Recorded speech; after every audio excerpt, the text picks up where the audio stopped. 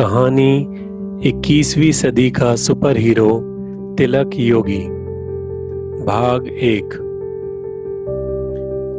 Train तेज रफ्तार से चल रही है। ट्रेन की रफ्तार धीरे धीरे कम हो रही है। पूरी बोगी भरी हुई है। ये क्या, धीरे धीरे बोगी खाली हो रही है। चलो भीड़ से कुछ राहत तो हुई। नीचे की बर्थ में बैठे बैठे तिलक ने मन में सोचा, तिलक, कौन सा स्टेशन है? बाहर तो रात के अंधेरे में कुछ दिखाई ही नहीं दे रहा है। अरे, ट्रेन तो अब भी चल रही है, फिर लोग कहाँ उतर रहे हैं?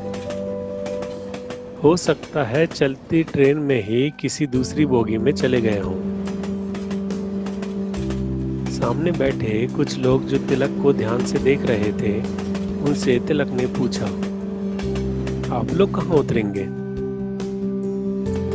ट्रेन में अचानक झटका लगा तो तिलक ने खिड़की से बाहर की ओर झांकने की कोशिश की।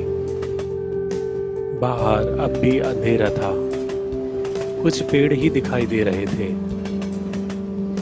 तिलक ने खिड़की से बाहर देखते हुए फिर से पूछा, आपने बताया नहीं, कहाँ उतरेंगे?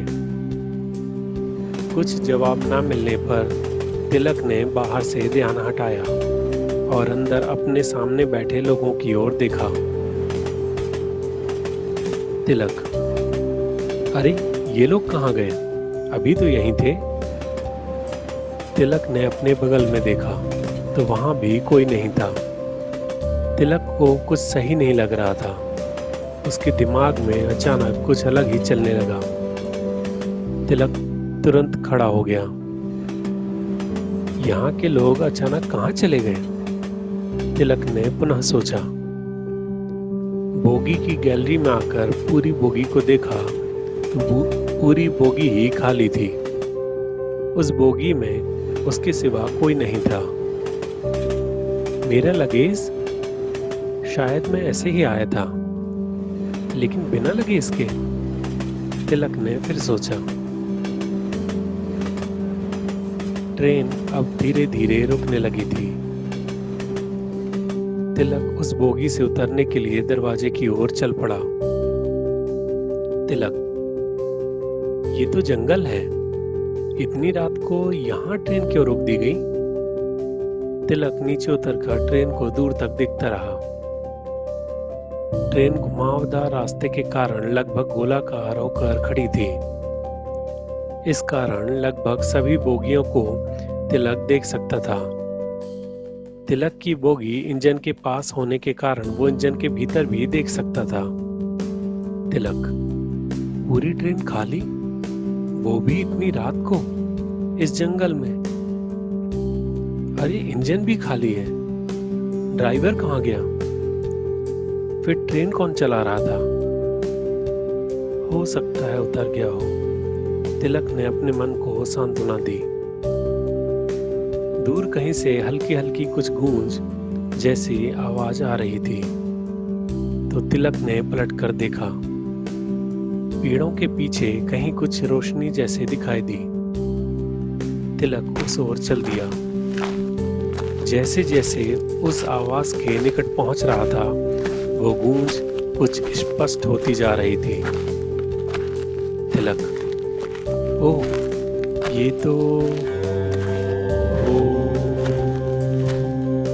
ओम की गूंज है। ओम का उच्चारण बहुत लंबा था, जो किसी के द्वारा सांस के प्रारंभ होने से शुरू होकर पूरी सांस छोड़ने तक बोला जा रहा था। तिलक घने पेड़ों के बीच से होता हुआ एक खाली जगह में जा पहुंचा, जहां एक विशाल बरगद के पेड़ के नीचे योग मुद्रा में ध्यान में बैठा कोई ओम का उच्चारण कर रहा था। तिलक को एक आकृति ही दिखाई दे रही थी। उस मानव आकृति में से हल्का हल्का प्रकाश निकलकर चारों ओर फैल रहा था। अचानक से प्रकाश तेज होना शुरू होता है और तेज और तेज तेज प्रकाश से तिलक की आंखें बंद हो जाती हैं। फिर तिलक आंखें खोलने की भरपूर कोशिश करता है और घबराकर बैठ जाता है। ओह, यह सपना था। पसीने से भीगा हुआ तेज चलती सांसों के साथ बैठा तिलक नाइट बल्ब की हल्की रोशनी में घड़ी की ओर देखता है तो घड़ी 3:45 का समय बता रही थी, यानी रात्रि के जाने और सुबह के प्रारंभ का समय, जिसे ब्रह्म मुहूर्त का समय कहा जाता है। तिलक लंबी सांस लेता है। तिलक फिर सोचता है, यह सपना था, लेकिन अजीब था। फिर उठकर किचन की ओर चला जाता है। पानी पीकर वापस आकर फिर सोने का प्रयास करता है और इस प्रयास में वह सफल हो जाता है। उठो तिलक, ऑफिस नहीं जाना क्या? बाहर से तिलक की माँ सावित्री जी तिलक को आवाज देती हैं। तिलक की नींद ऑफिस का नाम सुनते ही तुरंत खुल जाती है। घड़ी देखता है तो 7:30 बज चुके थे। तिलक पलंग से उठने को होता ही है तो उसे रात का सपना फिर याद आ जाता है। अजीब था, लेकिन ऐसा लगा जैसे सच में सब हुआ। तिलक हल्के से मुस्कुराकर बाथरूम की ओर चला जाता है। माँ, जरा जल्दी से टिफिन देना, ऑफिस में देर ना हो जाए। ये लो टिफिन। तिलक की माँ ने टिफिन पकड़ा दिया। टिफिन लेकर तिलक ने कार निकाली और ऑफिस की ओर मोड़ दी। रास्ते में मोबाइल स्क्रीन पर ऑफिस का नंबर देखकर तिलक तुरंत कार के म्यूजिक सिस्टम से ब्लूटूथ के जरिए कनेक्टेड मोबाइल को स्पीकर मोड पर डाल देता है। अपनी सीट के ऊपर लगे म्यूजिक सिस्टम के माइक से तिलक ने कहा, हाँ, मैं रास्ते में ही हूँ, पहुंच रहा हूँ। कुछ जरूरी काम है क्या? कार के स्पीकर से मोबाइल की आवाज आती है। मिस्टर पवार आए हैं। कुछ नए प्रोजेक्ट के लिए बॉस ने उन्हें आपसे मिलने के लिए भेजा है। तिलक, उन्हें बैठाओ, मैं 10 मिनट में पहुंच जाऊंगा। तिलक कार के डैशबोर्ड में लगी स्क्रीन से कॉल कट करता है और उसी में रेडियो एफएम चालू कर लेता है। सॉफ्टवेयर बनाने वाली कंपनी में सॉफ्टवेयर इंजीनियर तिलक की गाड़ी ऑफिस के मुख्य द्वार में प्रवेश करती है तो सुरक्षा कर्मी तुरंत सलाम ठोक देता है। तिलक उस अभिवादन का बड़े ही शहादत के साथ गाड़ी के अंदर से ही सिर को हिलाकर जवाब देता है। तिलक गाड़ी पार्किंग करके लिफ्ट की ओर तेजी से जाकर लिफ्ट का दरवाजा खोलता है और अंदर प्रवेश करता है। पुनः दरवाजा बंद हो जाता है और बगल में लगे डिजिटल बोर्ड में से 5 नंबर को वह टच करता है। कुछ ही सेकंड में लिफ्ट बिल्डिंग के 5वें माले पर जाकर रुकती है। लिफ्ट से निकलकर तिलक सामने बने बड़े हॉल के कांच के दरवाजे की ओर बढ़ता है। दरवाजे पर बैठा सुरक्षाकर्मी उठकर दरवाजा खोलकर तिलक को गुड मॉर्निंग करता है। पुनः तिलक उसके गुड मॉर्निंग का जवाब देकर हॉल में बने बहुत से केबिन में से अपने 7वें केबिन में प्रवेश करता है। अपने चैम्बर की टेबल पर रखे कंप्यूटर मॉनिटर और टेबल के नीचे रखे सीपीयू को चालू करके कुर्सी पर बैठते हुए तिलक इंटरकॉम से वेटिंग रूम में फोन लगाता है, जिससे वेटिंग रूम के रिसेप्शन से विकास इंटरकॉम पर नंबर देखकर फोन उठाता है। विकास, यस तिलक सर, पवार सर को भेजूं क्या? तिलक, हाँ, उनको भेज दो, उसके बाद 2 कॉफी भी भेज देना। विकास मिस्टर पवार को हॉल के दाहिनी ओर बने वेटिंग रूम से, जो हॉल से लगा हुआ है और केवल कांच के पार्टीशन से ही अलग है, इशारा करके तिलक के चैम्बर को दिखाता है और वहां जाने के लिए कहता है। उनके जाने के बाद विकास इंटरकॉम से किचन में 2 कॉफी तिलक के केबिन में भेजने के लिए फोन कर देता है। तिलक, आइए सर, सॉरी आपको इंतजार करना पड़ा। मिस्टर पवार, कोई बात नहीं, मुझे आपके बॉस मिस्टर ठाकरे ने बताया था कि यदि मुझे एक बार में ही कुछ अच्छा काम चाहिए तो तिलक के पास जाना चाहिए, इसलिए मैंने इंतजार करना उचित समझा। तिलक मुस्कुराते हुए, ऐसा कुछ नहीं है सर, यहाँ सभी सॉफ्टवेयर इंजीनियर अच्छा काम करते हैं। बताइए क्या प्रोजेक्ट है? मिस्टर पवार तिलक को अपनी कंपनी के लिए बनाने वाले सॉफ्टवेयर में उन्हें क्या क्या ज़रूरत है इसके बारे में पूरी जानकारी देते हैं। इसी बीच दोनों साथ में कॉफ़ी पीते हैं। तिलक, ठीक है मिस्टर पवार, 7 कार्य दिवस में आपको सॉफ्टवेयर तैयार मिलेगा, फिर उसमें यदि आप कुछ भी बदलना चाहें तो वो भी हो जाएगा। मिस्टर पवार अपना विजिटिंग कार्ड देते हुए बोले, ये मेरा मोबाइल नंबर है और ईमेल भी, बीच में कोई भी ज़रूरत हो तो आप मुझसे संपर्क कर सकते हैं। Tilak, ji sir, thank you. Mister Pawar के जाने के बाद तिलक अपनी टेबल के कुछ पेपर्स व्यवस्थित करता है।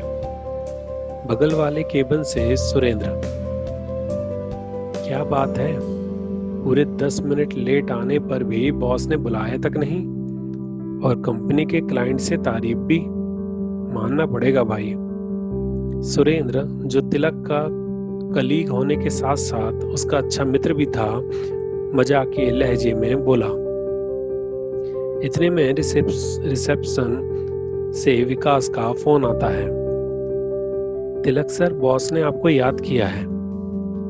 तिलक अपने केबिन से ही सिर थोड़ा ऊंचा करके सुरेंद्र की ओर देखते हुए बोला, ये लो, आ गया बुलावा। तिलक और सुरेंद्र एक दूसरे को देखकर मुस्कुरा देते हैं। तिलक अपने केबिन से उठकर हॉल के बाईं ओर बने बॉस मिस्टर ठाकरे के चैम्बर की ओर चला जाता है। मिस्टर ठाकरे, आओ तिलक, मिस्टर पवार का प्रोजेक्ट समझ लिया तुमने? तिलक, जी सर, उनसे 7 दिन का समय लिया है, उतने दिनों में उनका सॉफ्टवेयर बन जाएगा। मिस्टर ठाकरे, गुड, उनको कोई शिकायत तो नहीं होगी? तिलक, जी नहीं सर। तिलक बॉस के चैम्बर से जाने लगता है। मिस्टर ठाकरे, और हाँ, थोड़ा टाइम का ध्यान रखा करो, क्लाइंट को इंतजार कराना ठीक नहीं लगता। तिलक, सॉरी सर, ध्यान रखूंगा आगे से। सुरेंद्र तिलक को वापस अपने केबिन में आते देख खुद भी अपने केबिन से निकलकर तिलक के ही केबिन में आ जाता है। तिलक, बैठो और सुनाओ। सुरेंद्र, वो जो हमारी बात हुई थी शाम को ऑफिस से लौटते समय जिम ज्वाइन करने की, क्या हुआ? तुमने कुछ बताया ही नहीं। तिलक, हाँ, तुमने कहीं पता किया क्या? सुरेंद्र, हाँ, यहाँ से आधा किलोमीटर दूर ही अच्छा सा जिम है। 5 बजे यहाँ से चलकर 1 घंटे के लिए रोज चला करेंगे। दिन भर कंप्यूटर पर बैठे बैठे शरीर में जंग लगती जा रही है। तिलक मुस्कुराते हुए कहा, ठीक है, अगले महीने से चलते हैं। सुरेंद्र, अगले महीने से नहीं, आज सोमवार है, अगले सोमवार से। तिलक, ठीक है भाई, अभी तो काम करने दो। सुरेंद्र, ठीक है, कर लो, जैसे सिर्फ तुम्हारे ही पास काम है, मैं भी चलता हूँ। सुरेंद्र उठकर अपने केबिन में चला गया। कुर्सी में बैठने के बाद फिर से सिर ऊपर उठाकर तिलक की ओर देखा और बोला, अगले सोमवार से पक्का ना? तिलक हंसते हुए बोला, हाँ, ठीक है, पक्का, डन। दिन भर के काम के बाद शाम को 5:30 बजे तिलक ऑफिस से घर पहुंचा। सावित्री जी, तिलक की माँ, हॉल में बैठे कुछ सोच रही हैं। सोच इतनी गहरी है कि तिलक के आने पर भी सावित्री जी को उसके आने की भनक तक नहीं लगी। तिलक, अरे माँ, क्या सोच रही हो? सावित्री जी वैसे ही बैठी रहीं। तिलक, माँ क्या हुआ? इस बार तिलक ने तेज आवाज में कहा। सावित्री जी, ओह तुम कब आ गई बेटा? तिलक, अभी कुछ देर पहले ही। आप क्या सोच रही थी? सावित्री जी, नहीं कुछ नहीं, तुम हाथ मुंह धो लो, मैं चाय बना देती हूँ। तिलक ने भी माँ को ज्यादा जोर नहीं दिया। तिलक, ठीक है, आपकी तबीयत तो ठीक है ना? सावित्री जी, हाँ हाँ बिल्कुल ठीक है।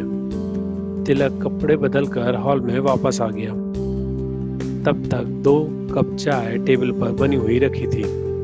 सावित्री जी और तिलक चाय का एक एक कप लेकर बैठ गए। सावित्री जी, कैसा रहा ऑफिस? तिलक, ठीक था माँ।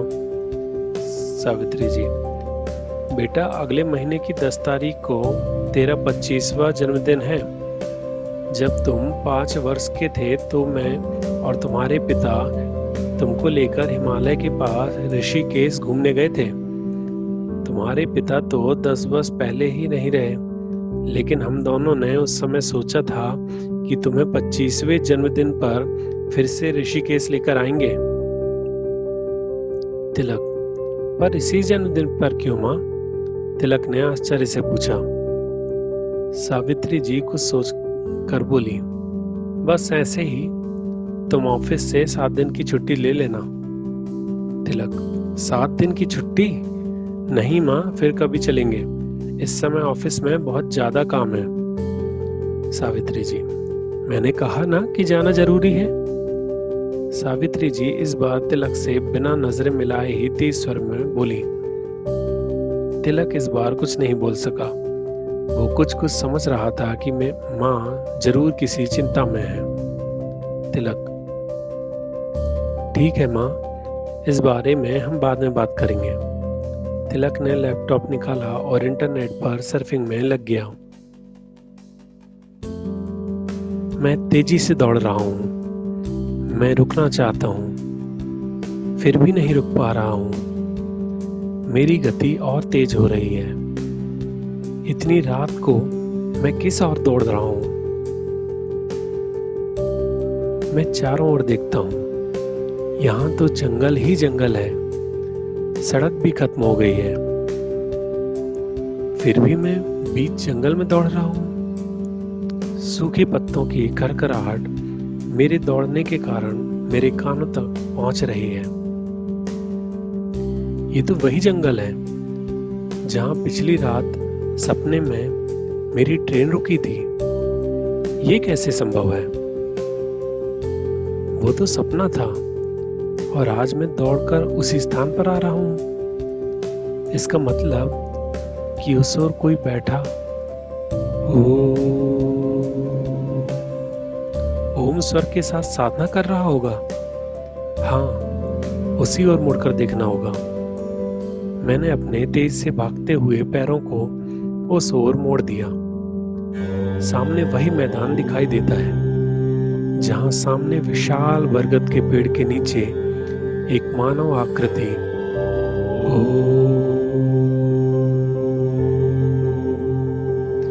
ओम ध्वनि के साथ साधना कर रही है। अचानक उस आकृति से निकलता प्रकाश तेज होना शुरू हो जाता है। ये तो उसी सपने की तरह ही प्रकाश तेज हो रहा है। ओह, मैं इतनी तेज रोशनी के कारण कुछ देख नहीं पा रहा हूँ। मैं आंखें क्यों नहीं खोल पा रहा हूँ? अचानक से तिलक आंखें खोल देता है, फिर हाँफता हुआ, घबराया और पसीने से भीगा हुआ उठकर बैठ जाता है। ये तो सपना था, ये कैसे हो सकता है? पिछले सपने वाली ही जगह मैं फिर से। तिलक नाइट बल्ब की रोशनी में घड़ी की ओर देखता है। घड़ी में 3:45 बज चुके थे। तिलक हल्की आवाज में, ये तो उतने बजे ही का सपना है जितने बजे कल आया था। कुछ देर तिलक पलंग पर ही बैठा रहता है, फिर किचन में जाकर फ्रिज से पानी की बोतल लेकर आता है। थोड़ा थोड़ा करके कुछ देर पानी पीते हुए दोनों दिनों के सपने के बारे में अपने इंजीनियर दिमाग के जरिए सोचता रहता है। फिर सिर को हल्का सा झटका देकर विचारों को खत्म करने की कोशिश करता है और पानी की बोतल बगल वाली टेबल पर रखकर लेट जाता है। लगभग आधे घंटे के बाद तिलक की नींद लग जाती है। सावित्री जी, बेटा ये लो टिफिन, ऑफिस में छुट्टी के लिए बात कर लेना। तिलक सुबह से माँ को परेशान नहीं करना चाहता था, तो उसने हाँ में सिर हिला दिया। रास्ते में फिर लगातार 2 दिनों से आ रहे स्वप्न के बारे में तिलक सोच रहा था। कहते हैं कि दिमाग में जो दिन भर चलता है वही रात को सपने में कुछ अलग ढंग से दिखाई देता है, लेकिन मैंने तो इस स्थान को कभी देखा भी नहीं था। और वो किसकी आकृति रही होगी? गाड़ी ऑफिस की बाउंड्री में प्रवेश करती है। तिलक अपने केबिन में बैठा मिस्टर पवार के प्रोजेक्ट में काम कर रहा है। तभी सुरेंद्र उसके केबिन में आकर सामने बैठ जाता है। सुरेंद्र, तिलक, ठकराल साहब के प्रोजेक्ट में थोड़ी मेरी मदद कर देना, प्रोग्रामिंग में एरर आ रही है। तिलक, ठीक है, मेरे कंप्यूटर की डी ड्राइव में डाल देना, लंच के बाद देख लूंगा। सुरेंद्र खुश होकर, कभी किसी के काम को मना भी कर दिया कर, सभी को हमेशा ही हाँ बोल देता है। तिलक, ठीक है फिर नहीं करता। सुरेंद्र मुस्का लगाते हुए, भाई दूसरों के लिए बोल रहा हूँ, अपने लिए नहीं। तिलक, ठीक है, मजाक कर रहा हूँ, लंच के बाद प्रोग्रामिंग सही कर दूंगा। सुरेंद्र, क्या बात है, थका थका सा लग रहा है, रात को नींद पूरी नहीं हुई क्या? तिलक के दिमाग में फिर से रात का सपना याद आ जाता है, लेकिन सुरेंद्र से खास मित्र होने के बाद भी ऑफिस में ये बात करना ठीक नहीं समझता है। तिलक, कुछ नहीं, ऐसे ही लग रहा होगा। अरे माँ, अगले महीने मेरे जन्मदिन पर ऋषिकेश जाना चाहती है। सुरेंद्र, सुना है बड़ी अच्छी जगह है, हिमालय पर है, लेकिन अचानक से क्या बात है? तिलक, वही तो, पता नहीं क्यों अचानक से जाने का प्रोग्राम बना लिया। सुरेंद्र, बॉस से बात की। तिलक, अभी जाता हूं थोड़ी देर में। इतने में उनका एक और कलीग सुरेश बॉस के चैम्बर से निकलकर सुरेंद्र के दूसरी ओर बने अपने केबिन की ओर आता है। सुरेंद्र, क्या हुआ सुरेश, बड़े अपसेट दिख रहे हो? सुरेश, अगले महीने गांव जाना था, छोटे भाई की शादी है, लेकिन बॉस ने छुट्टी देने से मना कर दिया। बोले कि अगले 3 महीने तक किसी को कोई छुट्टी नहीं देंगे, इस समय काम बहुत ज्यादा है। तिलक ने धीरे से कहा, लो, हो गया बंटाधार। अब यदि छुट्टी के लिए गया तो बॉस हमेशा के लिए ही हिमालय पर भेज देंगे। चलो छोड़ो, अब रहने भी दो। सभी अपने अपने काम में लग गए। लंच के बाद तिलक समय निकालकर सुरेंद्र के प्रोजेक्ट की प्रोग्रामिंग लगभग 45 मिनट की मेहनत के बाद सही कर दिया, जिसके लिए सुरेंद्र सुबह से परेशान था और लगातार प्रयास के बाद भी सही नहीं कर पा रहा था। शाम को ऑफिस से निकलते निकलते 5:15 हो गया था। सावित्री जी, रात का खाना टेबल पर लगाते हुए, ऑफिस में बता दिया ना? तिलक, नहीं माँ, आज सुरेश ने बॉस से छुट्टी मांगी तो उन्होंने मना कर दिया, साथ ही बोला कि अगले 3 महीने तक किसी को भी कोई छुट्टी नहीं मिलेगी। माँ, ऐसा करते हैं ना कि 3 महीने बाद ऋषिकेश चलते हैं, फिर 1 सप्ताह की जगह 10 दिनों के लिए चलेंगे। सावित्री जी ने कुछ सोचते हुए कहा। पर जाना तो अगले महीने ही था। तिलक ने बात को वहीं खत्म समझ लिया और खाना खाने में लग गया। तिलक बिना किसी को संबोधित किए हुए,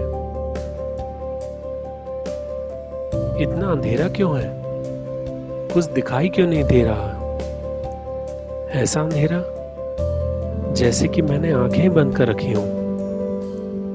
नहीं नहीं, मेरी आंखें तो खुली हुई हैं। हाँ, मैंने अभी अपनी पलकों को बंद किया और फिर खोल कर देखा। फिर भी दोनों ही स्थिति में समान अंधेरा है। शायद लाइट गुल हो गई होगी। अरे, वो दूर रोशनी कैसी है? वहां चलकर देखना होगा। मैं धीरे धीरे रोशनी की ओर बढ़ रहा हूं। अचानक मैं आगे क्यों नहीं बढ़ पा रहा हूं? सामने कुछ है।